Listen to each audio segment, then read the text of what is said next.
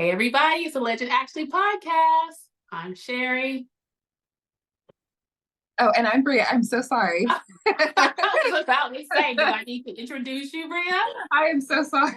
I was looking at something over here. Oh, welcome back, everybody. Tonight is our Married at First Sight Denver recap session. So welcome. So tonight, we're going to kick it off and just get into it. We're going to start with our first couple, Becca and Austin. This week, it wasn't a whole lot with those two lovebirds, in my opinion. It seems like, to me, things are going in the right direction. The episode opens with Becca and Austin in bed, waking up, and kind of calling themselves the survivor of the couples group, which is quite accurate. Everybody else is kind of falling by the wayside here. Yes, or just about to. Or just about to, absolutely. So what they do, Becca takes Austin with her to a studio to give him a chance to kind of see what it is that she does for a living and what her passion is. She is in photography. And at that same said studio, his friends come in with their two adorable little kids. And she gives Austin an opportunity to actually do some of the photo taking, and which was cute. And he got a chance to see just how good Becca was with the kids, which I think was really endearing to him. One of the things that we do know about Becca and Austin is if in fact they do work out, kids are a big thing for them. They do want to have a family. So watching her interact with the young children and being so good with the kids seemed to be an endearing quality to him. The couple that brought their kids made the remark also about how wonderful she was with the children. I think there was even a comment that Becca was a bright light. So from what I gathered from the scene, the friends really actually think a whole lot of Becca. What did you think about it, Bria? Yes. I mean, and who would?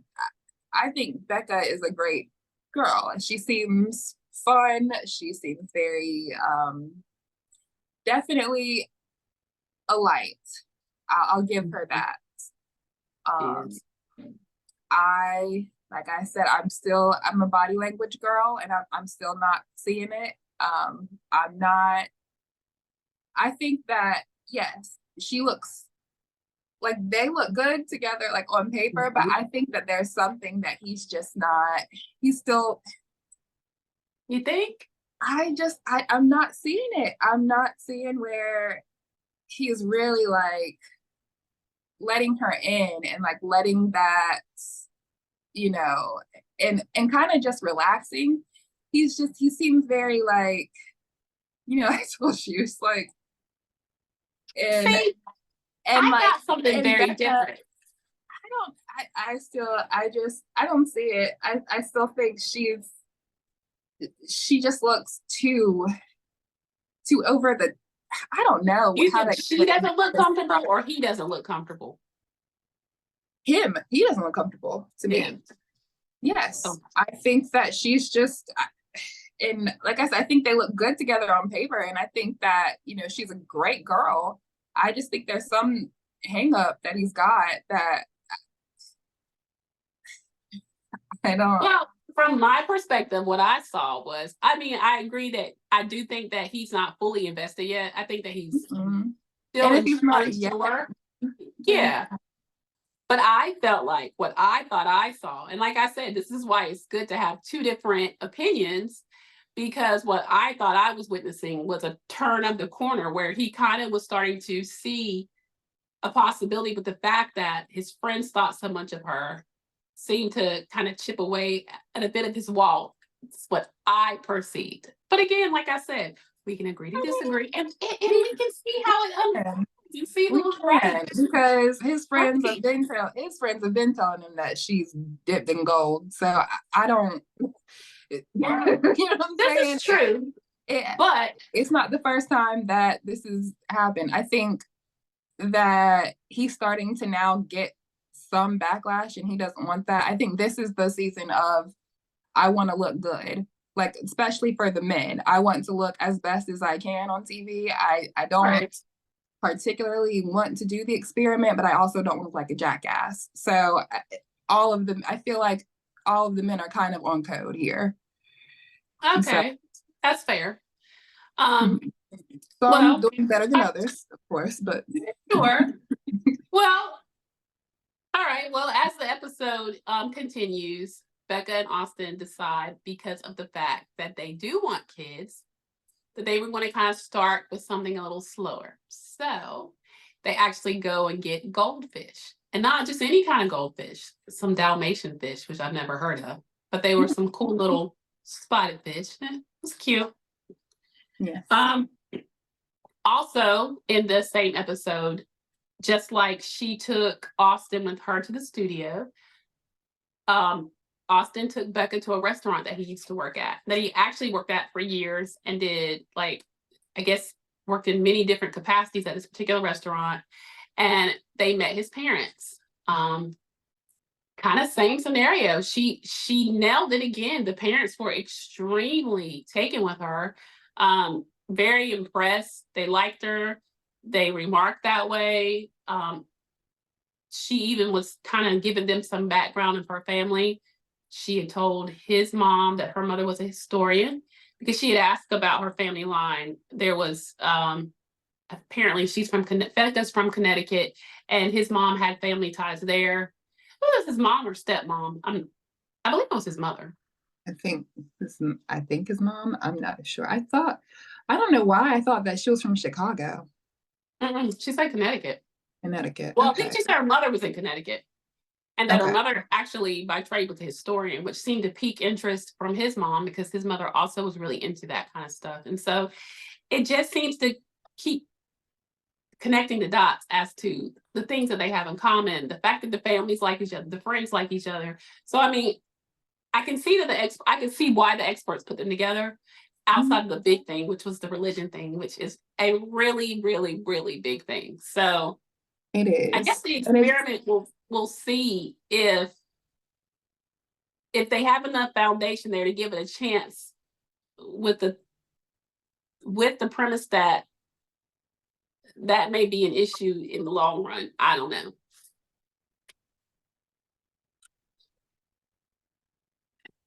Your thoughts? Well,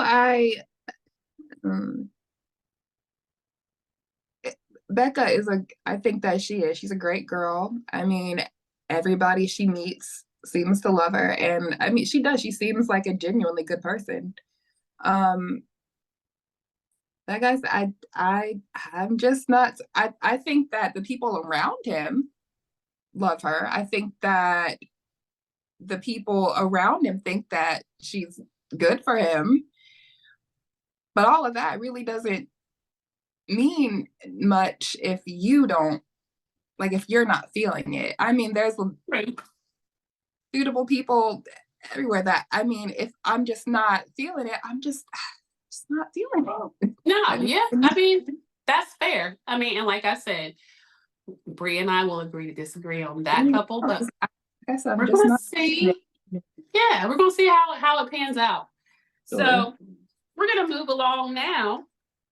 We're gonna go to, we talked about last week how they brought back the guy that actually got stood up at the altar, or actually we won't even say stood up. The bride actually saw him and kind of was the runaway bride. Mm-hmm. They brought him back and asked if he'd like another chance of love, and Bria was not a fan of that. My face. But they told him last week that they had found him a match. This week we get to meet that match, and her name is Chloe. Now, Chloe seems wonderful. She is a minimalist, a reformed perfectionist, hence the minimalist. I think it was really cool. Her story of evolution of trying to be perfect, the things that she deemed really important in relationships before. She realizes they aren't the most important thing. She seems really, really ready to be married. She is an animal lover. She talks about the guys of her past being emotionally unavailable, whereas I think Michael is certainly not that. He seems like a guy that's very in tune and would tune in to his partner. Maybe they got it right with that. She used to work herself to death. They said that she used to be a workaholic and that now she intentionally looks for the fun in things, which is also a thing that he mentioned, someone that he could have fun with, be silly. So, okay, and maybe I'm grasping at straws, but she does seem to be a very lovely person that perhaps might look past the obvious that me and Bria probably are agreeing that might be the deterrent. But you do get to see her with her friends talking about the fact that she's gotten to the point where she's ready. And of course, per usual, Dr. Pepper shows up to surprise her and let her and her friends know that she is indeed matched and she is going to be married at first sight. Bria, anything to add? Because there's not a whole lot there. I think next week we're going to really get to probably see the wedding, or at least the beginning phases of them getting the wedding together for them to. What do you think of Miss Chloe, Bria? I think that Miss Chloe read a script from a Hallmark Christmas movie and was like, this is what I'm going to make my story, because that is so like, and that, I mean, it just, it just seems so fake, which further to me kind of proves my producer plant theory. Acting.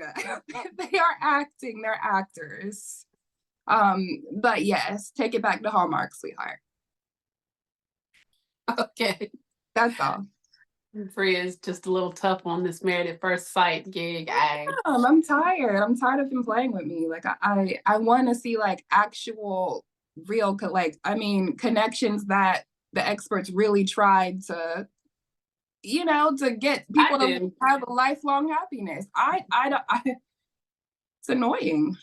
It is. I mean, the whole premise of this show is that the idea that if two people, given, you're listening to what this person wants in a mate, and sometimes, even when you say what you want, you maybe what you want is not necessarily going to show up the way in which you think it will.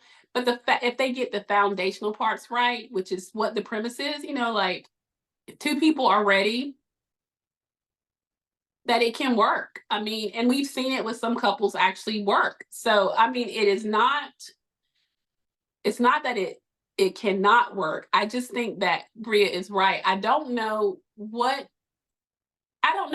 if the people are disingenuous in the process.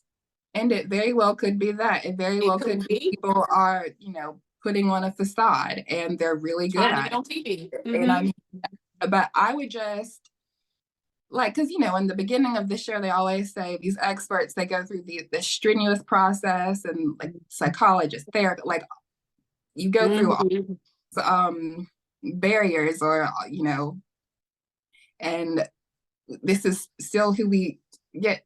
You know what I'm saying? It's people that seem to be like emotionally crippled that can't even.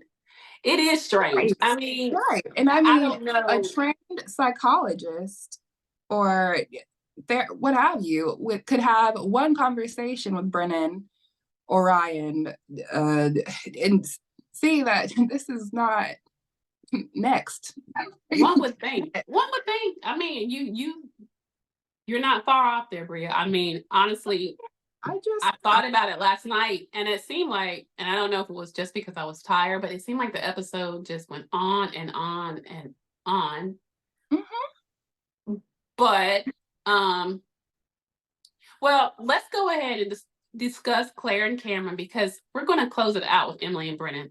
That's going to be the major discussion tonight, y'all. Anybody that watched the episode last night, and you're definitely going to know why. But Clare and Cameron, so last week they made the decision to separate. And so when we come back to this week, they are, you find Clare, who has found out that Cameron has got some health issues. Apparently he has some sort of heart condition. She is distraught, obviously feeling guilty, which I don't think he's helping her with that, though. Yeah. So you basically will see her upset. Dr. Pia checks in with her to see how things are going with the separation. She does tell her about his health issues without going into too much detail about what his health issues are. Dr. Pia asks her, how can she support her in this, in supporting him? Because that's kind of where Clare is. Claire's trying to be supportive because she still feels, I think she still feels responsible. I mean, technically they're still married.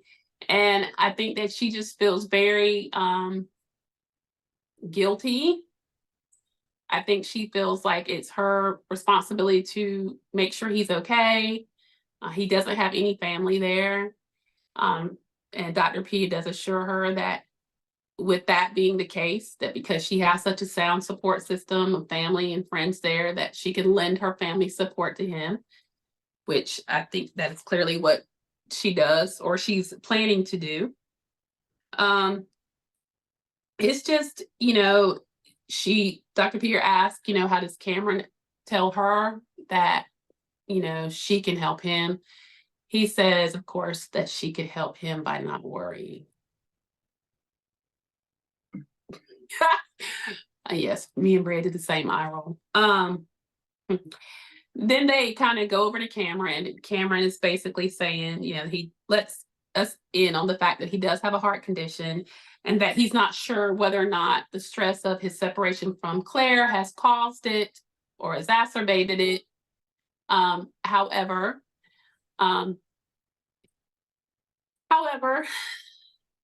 the consensus seems that he, in fact, he's not coming out and saying it, but to me, he alludes to the fact that he kind of is purposely trying to make Clare feel guilty about his health, which Absolutely. is Absolutely.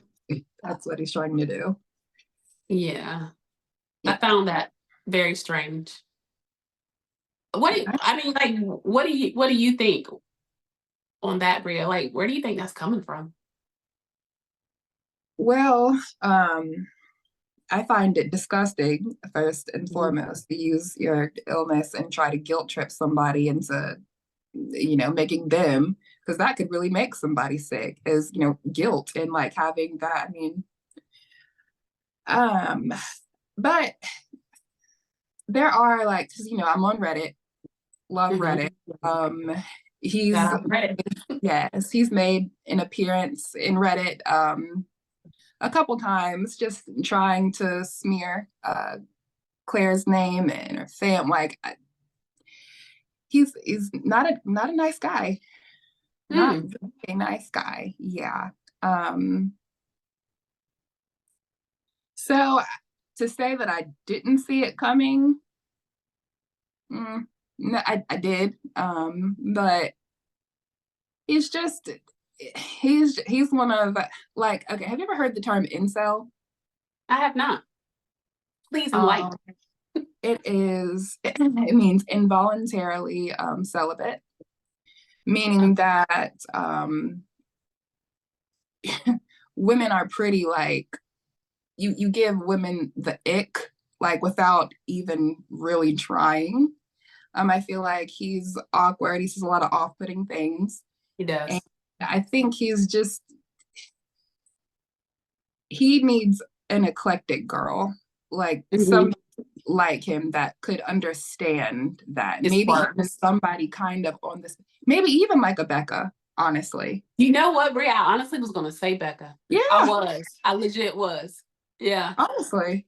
Like, that would be, now that could work.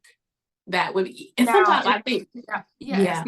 Now he isn't, because he even made that comment about how he preferred slender women.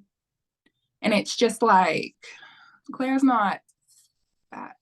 she is not fat And, at all. and yeah. So, I mean, and so I guess somebody that's, I guess I like Becca, who's sure of herself physically. And yeah, just eclectic and able to kind of put him in his place a little bit. Yeah. And be like, actually, and kind of just do that witty, dry answer with him and not take it so personal. Because I think like Claire literally took things that he said at face value instead of absolutely. Yeah. And I think that they just couldn't get there. He did have a lot of sarcasm, a lot of abrupt, off-putting statements on their honeymoon.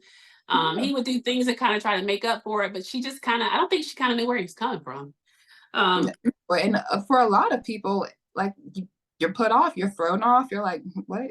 Like, if you don't understand that humor, you don't like do it enough or engage with. I mean, it's just, it feels like it's a backhanded, like you kind of just, you wonder where it comes from. Like, no, I give you that.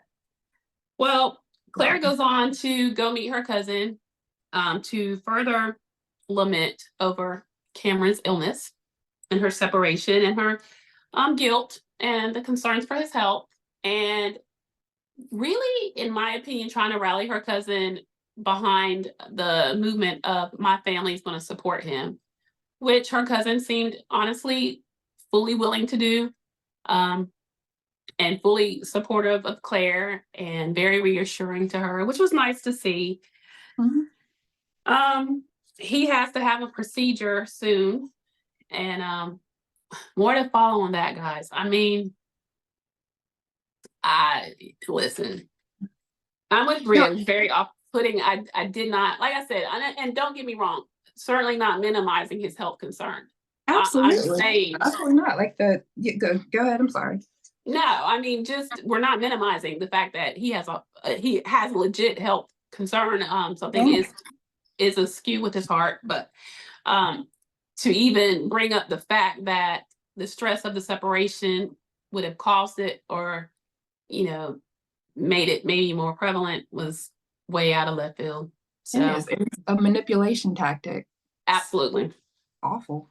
So speaking of manipulation, we're moving on to Emily and Brennan. What a great segue. What a great segue. Well, so basically, Emily and Brennan, it comes to Emily. Now, as you guys recall, on the last episode last week, they had the couples dinner because they had celebrated their 1-month anniversary. And it did not go so well for Emily and Brennan. Well, it didn't go well for actually Clare and Cameron either. But they were on the same page as far as deciding to separate. Whereas in Emily and Brennan did not have that same clarity. Still, Emily, poor baby, just looking for anything, a sign, a bone, something, and receives nothing yet again, except for this time it was in front of the group, which, she kept saying over and over her word that she used was embarrassed. And quite frankly, that sums it up. I was embarrassed for her. Yes. They did things where they asked each individual, if you could tell yourself something about this experiment, now that you've actually been this far into it, what would you say? He didn't want to participate. I mean, it's like this man just and not only doesn't give her anything, like none of them, when they ask him stuff, he just, to include the experts, he just doesn't want to play. So it opens up with Emily by herself saying that after that, when they were in the vehicle and she expressed herself how upset she was with the fact that, she was thoroughly embarrassed by the way he acted, by the way that he pretty much acted like he didn't want to be with her, or that there was something wrong with her, and he couldn't even verbalize what his issue was. And, she's frustrated. She was crying in the last scene. And so now we get back. She's in an apartment with these big, cute glasses on. And she's pretty much saying, y'all, you know, of course he used that to his advantage because that was his breaking point. Of course, he flipped it. He was now mad because of how she acted. She was like, because I acted crazy. No, ma'am, you acted like a woman that is completely well within her rights to be Right. frustrated and angry for a dude acting like in front of everybody, like, you know, you're the worst thing he's ever seen or been. I mean, it just, the whole thing is just, it's ridiculous. Poor baby. Yeah. I mean, like I said, if it were me, it would have at least been a drink, like all over his face. I Like, mean, I mean, it's something. And I know, and I am not saying I'm a better, what I just know that if it were Bria in that situation, production would have to step in because as you're her not mother, I concur. She, yeah. you're not going to embarrass me in front of everybody, especially like before we got there, we're on, like, you're making me kind of feel like we're kind of on the up and up, and then we get to the dinner and now we're not. Now it's like we're right back at square one, and he is notorious for that. Every Yeah. time this poor girl thinks that they're getting somewhere, they're having a good time, they're sharing a moment, he makes sure he says something to deflate her and make sure she knows Every that, time. oh, no, there's still something wrong with you. I don't feel comfortable with this. It's really hard. Don't get too happy yet. Right. Please Don't you dare think I like you, girl. No, ma'am. So basically, you see, she also says she's making excuses for him, saying, you know, that he's running and that he does, that she thinks that he doesn't even realize that he's doing that. But she's getting frustrated and she's pretty much at her wit's end. Her friend comes over and for some salad and some wine, little girl time. And she basically tells her friend the same thing. Her friend's name is Lily. And she, you know, brings Lily up to speed with the things that happen at the dinner, at the couple's dinner, how she's feeling, where they're at. And you can just literally see her friend looking at her like, girl, right. really? Right. I mean, and child, it was hard to watch because I mean, it was like she was listening, like as a good friend. I mean, girl, we've all been there. You have a friend that's trying to tell you, girl, I don't know what's going on. And you're just looking at her like, you know what's going on, sweetheart. you know what's going on, baby. Right. Yeah. Dude is, yeah. So literally, her friend Lily basically says, you know, why are you holding on and working so hard and making this much effort for someone that doesn't seem to be doing any of that for you? And Thank for you. sure, right? Thank you. I mean, Lily was our mouthpiece last night, was she not? Yes. Jesus. Yeah. And she just basically goes back to saying, you know, well, you know, I know it was there. I saw it. You know, we had something. I'm trying to figure out. Basically, now, because of what has happened, it has become Brennan's idea that they need a reset. And he has left. So now they're going to reset and go back to just being friends without any pressure. Particularly, I don't know if you noticed this, but he was adamant about, you know, with boundaries, and his boundary being that we don't have to hang out all the time, that I can have some time to myself, that we don't have to be around each other all the time. I mean, he said that like a bunch of times. To me, if she was looking for a clue, girl, there it was, with some daggone neon lights right around it. Yes. That's literally, shoot, that you cracked the case, honestly. Use your context clues. Right. He doesn't want to be around you. He doesn't want you. And not I like, don't think, yeah. It's Child. I will say, because, you know, at the wedding, you know, it seemed like, I mean, he was smiling. It looked like he was very excited about who the experts chose for him. After, The honeymoon in the beginning seemed good. yes. And then remember that episode where it was the fun comment, right? Yes, that's what it yes. I think that the night before, because he came on the after party show with Keisha Knight Podium, shout out to her, she's beautiful. And he said that he was trying to shower one night and she I guess aggressively got and he did also say that her drinking was a bit of a problem for him as well.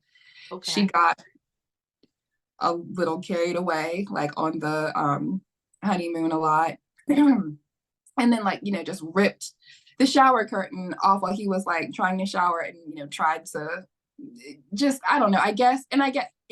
you don't know, right, and if you don't know somebody that well, I'm not, because I don't want to put anything out there because right shaky, but it seemed like she was just a little too forward for him. Yes. And I think that is when he started to pull back. Right. Yeah. No, and I feel that makes the most sense to me, because before, yes, I was like Emily. I was trying to see where it did go wrong, because surely it's not somebody making a in jest talking about how you're not fun, knowing that. I mean, because that could seem really silly, but I do remember sarcasm. Right. I do remember that particular scene, that is where you saw a massive shift in him and in the way he reacted to her. He literally looked disgusted. Yes. So that, now that you say it, it makes sense. Mm-hmm. Because if you notice, and we'll get to that, well, let's just go through it and then we'll get to that. But so part of their thing is they get a chance to meet with Dr. Pepper, and she checks in with them and they let her know that they have made the decision, or basically Brennan has made the decision to reset their relationship and they are now working on a friendship. And Dr. Pepper asked, what does that mean? And Brennan is very clear about that boundary word again. It means that, we will still get to know each other without the pressures of, having to be married, or with boundaries, where I don't have to be around. We don't have to be around each other all the time, where I can have my space. Emily weakly chimes in as if she agrees, but it's clear she doesn't. So Dr. Pepper, in true Dr. Pepper form,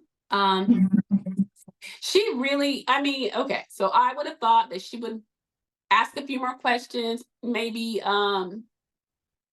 been a little more concerned acting, yet instead she said that, basically to continue that route, but to make sure that they spend time together, that they have fun together, that they do some activity that she has for them, and that, but before that, she asked each of them to say five things about each other, 5 great things that are great about that person, 5 things that are great about each other.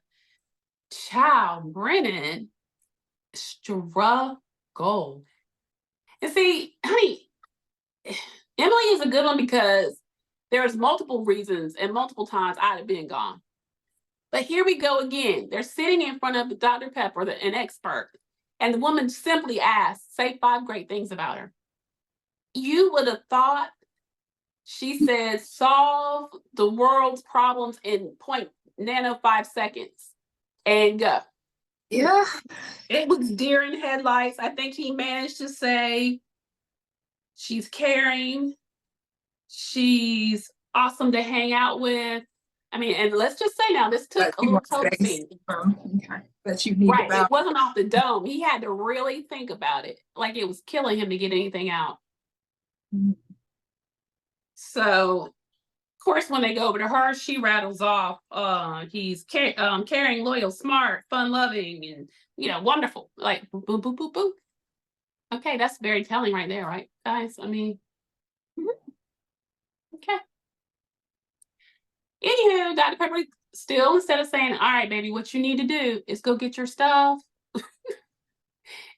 take a page out of Lauren and Orion, Clare and Cameron's book, and get on about your way, which would have Right. been the responsible thing to say.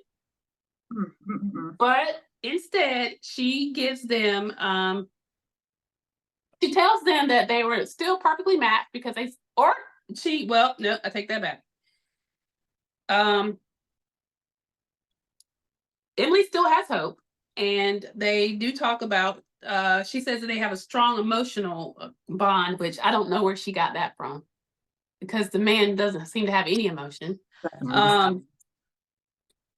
Dr. Pepper asked, what does that strong emotional bond look like? And she was saying, well, we have the same values, the same morals, the same religion. Like there's a lot of things that we're on the same page with. Okay. With that, Dr. Pepper challenges them to keep on, working at their friendship and growing that. And then she gives them a fishbowl activity to do. Okay, well, true again to Mr. Brennan's multiple personalities. You see them come together and he seems giddy about the activities. I'm really excited to try the activities. And yeah, I thought Dr. Pepper gave us good advice and I think it went really well. Poor Emily. You see that spark, like, got him. Only to Word, like finally, like we're getting there. yeah, we're getting somewhere. Thanks, Dr. Pepper. You did me a solid. No, she Yeah. didn't. Nope. Nope. So guys, they do decide to do the fishbowl activity, which is basically literally a fishbowl full of questions that were carefully crafted to make the man want to jump clean out of his skin. Ooh, y'all, that was hard to watch. When I say cringe, That was rough. That was rough. it was. And I don't know if it was anger that made her act as if she didn't pick up on his uneasiness and his reluctantness to play. It was just like, next question. That was her aggression coming out. Now, I'm gonna give you my takeaway from the question game, and then I'm gonna let Bria give you hers. They asked questions like the hardest thing that she had to forgive, and she was talking about her father, that her dad pushed a little too hard. I thought that was kind of interesting because it kind of mirrors a part of her personality too. She does seem to be very pushy, aggressive in your face for what she wants. She does. She does. And he hopped on the bandwagon and said this too was hard for him with his parents. Though they were good people, he said, when he would try to express himself, to talk to them about the issues that he had with them, that they were not interested, that he was frustrated because he likes to talk things through and make things better. You see it, Emily with her less than poker face actually looked like she'd been stabbed in the heart when he says such a thing, because her reality is that it's quite the opposite. Not only does he not want to make things better, communication, discussions, and or trying to find some understanding is the furthest thing from around his heart. He even further expounds about the lack of forgiveness to his sister. And he said that he had tried really hard to have a relationship with her, and at this point, he has given up. So I sense that Brennan's issues are a lot deeper than his lack of wanting to be with Emily. I think that he's just a very damaged individual. Issues with family, just issues in general. Like I feel like he just needs to be on some psychologist's couch. But she said, when have you given up on something or someone, was her question to him. at which, of course, he passes on that question. And then she answers it and says she wishes she hadn't given up on her dreams. Like, she hops right in there. It doesn't give it a moment to really sink in that he's legit blowing the question off, which is, these questions, again, were carefully crafted. I mean, I know what Dr. Pepper was trying to do. The things that no one can get them to actually open up and talk about, perhaps this activity would get it there, but absolutely not. She said that her dream was to be a sportscaster or on TV or, you know, whatever, and she gave up on it. She goes on to do the next question. One thing he hasn't told her, to give her more insight into who he was. He again passes on that question. She asks him why it's so hard. He just kind of looks at her. There's a ton of tension. And then she takes the question, what worries you the most at the moment? And her answer is this reset process, and the fact that it in fact won't work, it'll backfire, and it actually will cause us in the end to not even be civil, which that would be my opinion. Yeah, definitely. At this point, Brennan starts to act as if the hot tub is going to kill him. And I mean, and he says he needs to get out of the hot tub. She makes a joke like, oh, come on, you're kidding me. No, he's dead serious. He needs out of that hot tub and truthfully away from her, but whatever, child. And she continues to try to play the game. So then she asks, what has he fought the hardest for? And whatever that is, tell a story about it. She says the marriage, and all he says is same. Y'all, I can't even make it up. I even feel crazy recapping tonight. It just, it was so stupid. Yes. Gosh. She says I can be sensitive and to a blank why. And she says to everyone and everything.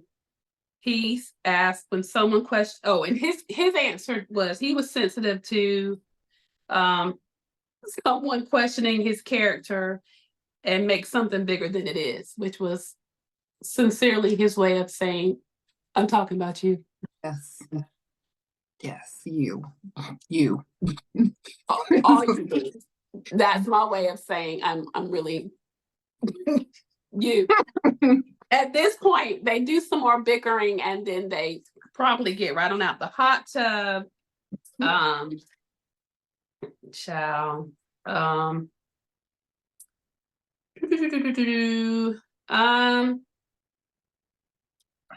gonna give you my 2 cents because I think that's really enough of the scene to give you guys enough to know what's going on with said Emily and said Mr. Brennan.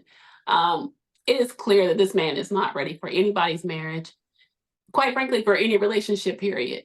The relationship he needs to focus on the most is the one with himself, because clearly he is struggling to even, he just seems really wanting to be to himself in his shell, sincerely wants nothing to do with Emily. I don't even know. Just the whole thing is ridiculous. I mean, and she's way too smart to have let it go on this long. I mean, if it was me on a season where you've seen other couples take back their power and say enough, it would be my cue. But child, my prediction, there will be an absolute breakup before decision day. I will be shocked if not. And the only way that they will make it to decision day is if Emily continues to put up with his foolishness. Right. Yeah. Your thoughts? I think that the person that should have had that revelation was Emily, not Cameron. When Orion was giving his Mm. whatever speech, um, it, she, it's like, I wonder. I don't want to like diagnose anybody that I don't, but it would almost kind of seem like she has um an illness that rhymes with me CC, um BPD. But and it's like it's because why are you holding on to someone that is so desperately trying to now, and granted, I don't know what goes on like off camera. They've That's been true. divulging a lot on that after party. Um, and so I don't know, maybe when the cameras are off, he's telling her things that to make her think that, okay, maybe I should just wait it out. Right. But Emily,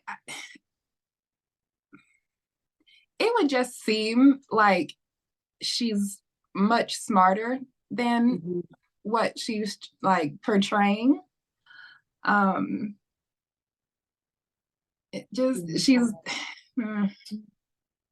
I don't know if I want to give her desperate, but I think that she does really like him. I've Yeah. said before. I think that she also reminds me of some like a girl that she thinks like the way to win a guy over is to like make it seem like she's this like sought after woman who has like all of these guys on her all the time. And I think that it could be a combination of the thing you said about the shower, maybe her talking about the escapade that she was on at night. She was drunk. She just seems like she seems like book smart, but Mhm. not relationship. Like she doesn't know. Well, she never had a real relationship, Right.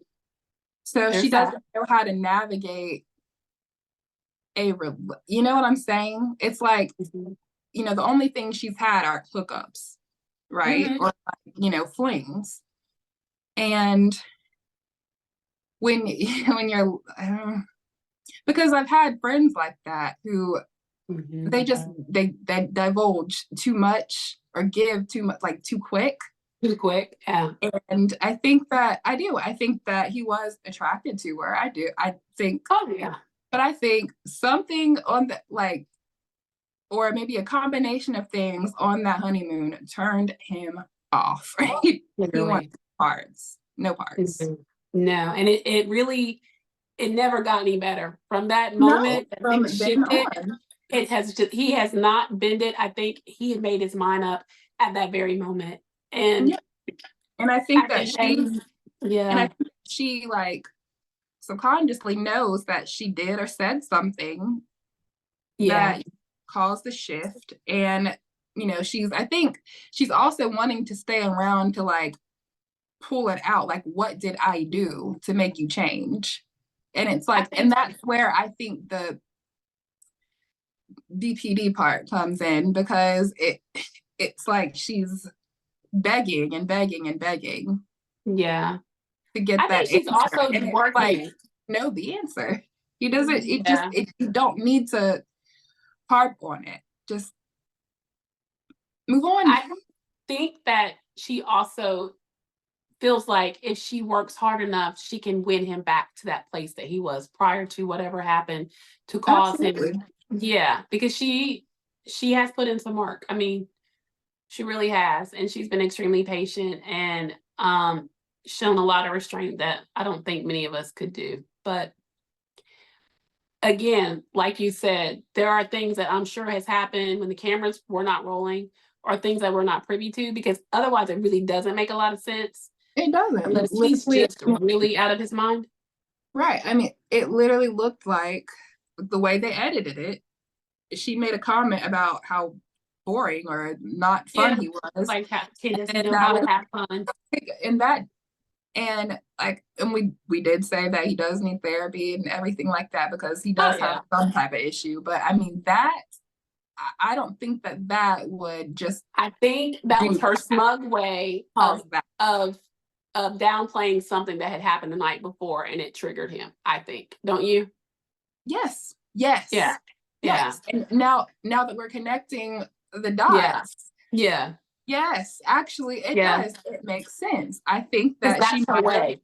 she might have tried to make a move or was too aggressive. And then, after he was like, no, and then he felt like, again, his boundary was not respected the next Mhm. day when she was trying to, She kind of took a dig at him. yeah, That was a dig. And You don't know how to have fun.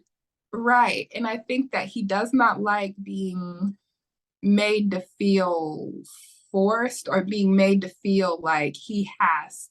And I think that energy from her brings that out of him, and he doesn't like it. I agree. No, I think we pretty much solved the mystery, Bria. I think so. Yeah. You're welcome, guys. You're welcome. I know. Do what we See, can there for you the have people. it. We do what we can. Yeah. Come back over to Legend. Actually, Yes. we'll solve it for you. Let me assess. Right. But yeah, so pretty much that's how the episode ends. Next week they will be getting even closer to decision day. I do believe they were probably gonna focus on the marriage between Michael and Chloe. So we'll be talking about that. And we're just gonna keep tuning in to see how this all plays out. I mean, we've made our predictions here. Let's see if we're right. But yes, yeah. I still say 0-0. Zero across the couples. board. All right. Zero I'm across the gonna board. say one. Everybody's getting divorced. You get a Okay, divorce. You get a I say divorce. I still say Becca and Austin at least gonna make it to decision day. That's my prediction. You guys tune in and see who's right. And you can put in the comments. Who do you think is Yes. right? Me or Who do Bria? you think? Or who do you Right. think is going to make it? Or say yes, stay married Yes. on decision day. Who do you Yeah, think guys, is going put it to in get the divorced? comments. Yes, let us Yes. know. Let us know. Yeah, we'd love to hear that feedback from you. We want to know what you guys think. But So I guys- think it's gonna be a wash. Oh, we'll see, Bria. Anyway, we'd like to thank you guys very much for coming and hanging out with us again. Talking all things Married at First Sight Denver. Come on back Saturday. Hopefully we'll be back. There is storms coming our way. And we had a storm earlier this week, which caused myself to lose power. If that's the case, we may not be on Saturday, but we'll try to hop on Sunday. Either way, try to come on back with us for Pop Culture Saturday. It's been quite a week, guys. We got lots to talk about, so you're gonna want to tune in for sure. Yeah. Uh-huh. Oh yes. Yeah. But thank you so much, guys. Thank you for your support. For every subscriber, we say thank you.